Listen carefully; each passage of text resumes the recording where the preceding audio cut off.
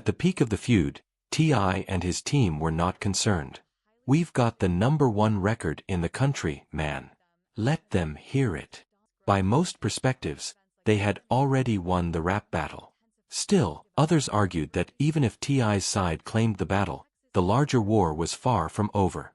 Soon after, 50 Cent released the first episode of a documentary centered on more than 20 sexual assault allegations involving T.I. and his wife, and suddenly the narrative shifted completely. This is how everything escalated. The warning that triggered it all began in early March 2026 when 50 Cent shared, then quickly removed, an Instagram screenshot promoting a documentary titled Surviving T.I. and Tiny. The caption mentioned 20 sexual assault accusations linked to T.I. and his wife.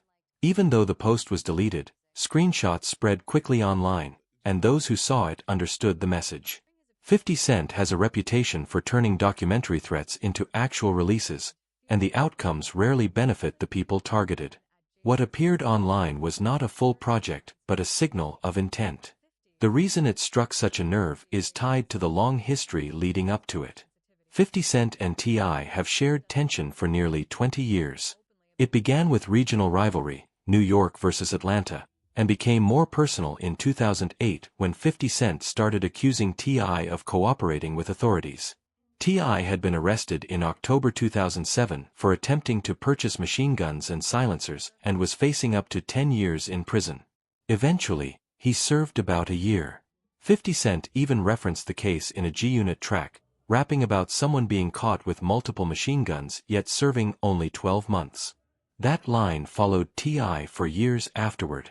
For much of the late 2000s, the feud cooled off, but tensions resurfaced around 2020 and 2021 when T.I. repeatedly pushed for a Versus battle, the hit-for-hit platform where artists settle rivalries by playing their biggest songs. 50 Cent declined every time. Then in February 2026, during Super Bowl weekend, T.I. appeared on the Nightcap podcast and claimed that 50 Cent had agreed to the Versus battle before backing out, suggesting he avoided the confrontation. That comment reignited the conflict. 50 Cent responded in his typical fashion, through social media first. He reposted an old Crime Stoppers public service announcement featuring T.I., using it to revive the snitch narrative. Shortly after, on February 22, 2026, he uploaded a photo of Tamika "Tiny" Harris, T.I.'s wife, on Instagram. The picture appeared intentionally edited or selected to look unflattering, paired with a caption mocking her appearance.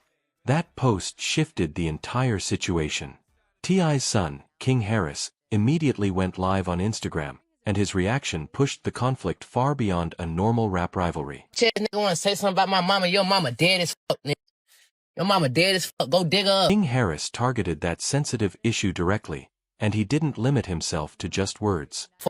Post a picture of your motherfucking mama, nigga. She dead, nigga. Pay respect, nigga. King presented his actions as a reaction to how 50 Cent started the situation.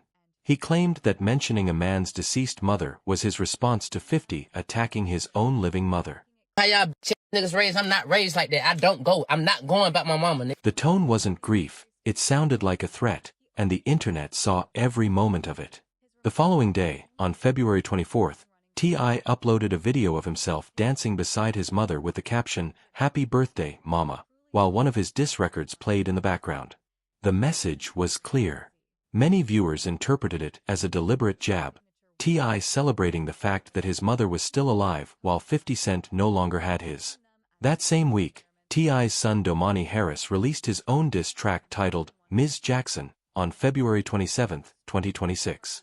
Then King Harris crossed a line that even some of T.I.'s supporters refused to defend. During a diss video appearance, he wore a t-shirt printed with a photo of Sabrina Jackson, 50 Cent's late mother, while mocking both her image and her death. Many observers within hip-hop media felt the situation had gone too far, and 50 Cent's silence at that moment looked less like retreat and more like calculation. That interpretation turned out to be accurate, because the next move wasn't another diss track, it was a documentary threat. Around that time, 50 Cent briefly posted, then deleted, an Instagram screenshot promoting a project titled, Surviving T.I. and Tiny. The caption mentioned 20 sexual assault allegations connected to T.I. and Tamika, "Tiny" Harris. This wasn't simple trolling anymore. It was a reference to specific accusations that had been circulating since 2021, combined with a warning that he might build an entire production around them. That is the meaning behind the so-called leak. It wasn't a finished episode, but a signal of strategy. And people following the situation recognized the pattern immediately because 50 Cent had used similar tactics before. What makes the threat significant is the subject matter itself. The controversy dates back to January 2021, when accusations involving T.I. and Tiny first reached widespread attention. The situation began with Sabrina Peterson, an entrepreneur and former friend of the couple, who publicly alleged that T.I. had threatened her with a gun during a 2009 incident. Her statement triggered a wave of responses. Within days, Peterson said she had received messages from more than 30 individuals describing similar experiences with the couple. Stories involving alleged drugging, coercion, and sexual assault dating from 2005 to 2018. By March 2021, attorney Tyrone A. Blackburn announced he represented 11 accusers, 8 women alleging direct sexual assault by T.I., Tiny, or associates, and 3 others with related claims. The accounts followed similar patterns: women allegedly invited to parties or hotel rooms, given drinks reportedly laced with substances such as MDMA, and later subjected to sexual acts without consent. One woman alleged that in 2010 she was forced to take drugs and engage in sex at a hotel while unable to give consent. Another said she was drugged and assaulted in a hotel room by T.I. and an associate during the same year. These claims were not limited to rumor sites. Attorney Lisa Bloom also appeared representing 2 additional women, and the New York Times later reported speaking with 5 alleged victims whose accounts described similar patterns of alleged drugging and assault. Blackburn sent letters to authorities in California and Georgia, requesting criminal investigations and describing what he called a systematic pattern of abuse. These allegations had remained in public discussion for years, and 50 Cent's proposed documentary appeared to center on that existing record. In May 2021, the Los Angeles Police Department opened an investigation after at least 2 reports were filed. By September 2021, however, the Los Angeles County District Attorney's Office declined to pursue charges, largely because the statute of limitations had expired for most claims. Around the same period, the VH1 reality show, T.I. and Tiny, Friends and Family Hustle, was cancelled. No criminal charges were ultimately filed. The story resurfaced again in January 2024 when an Air Force veteran identified as Jane Doe filed a lawsuit under California's Sexual Abuse and Cover-Up Accountability Act, which temporarily revived certain expired claims. She alleged that in 2005 she met the couple in the VIP section of a Los Angeles nightclub, was given a drink by Tiny that she believed was drugged, and was later taken to a hotel room where she was sexually assaulted while incapacitated. T.I. and Tiny requested dismissal of the lawsuit. In August 2024, a judge granted the motion after the plaintiff failed to respond to court filings, dismissing the case with prejudice. Throughout the controversy, T.I. and Tiny have denied every accusation. They have described the claims as fabricated attempts at extortion. In a January 2024 statement responding to the Jane Doe lawsuit, the couple said they were innocent of these fake claims and intended to defend themselves in court. They also filed a defamation lawsuit against Sabrina Peterson in September 2024, with a trial scheduled for June 2026. Legally, the situation has largely remained unresolved, but a documentary does not require a court verdict to shape public perception. That reality explains why 50 Cent's threat carries weight. He is not approaching the issue as a prosecutor, but as a producer. Through his G-Unit film and television company, he has developed a reputation for turning controversies into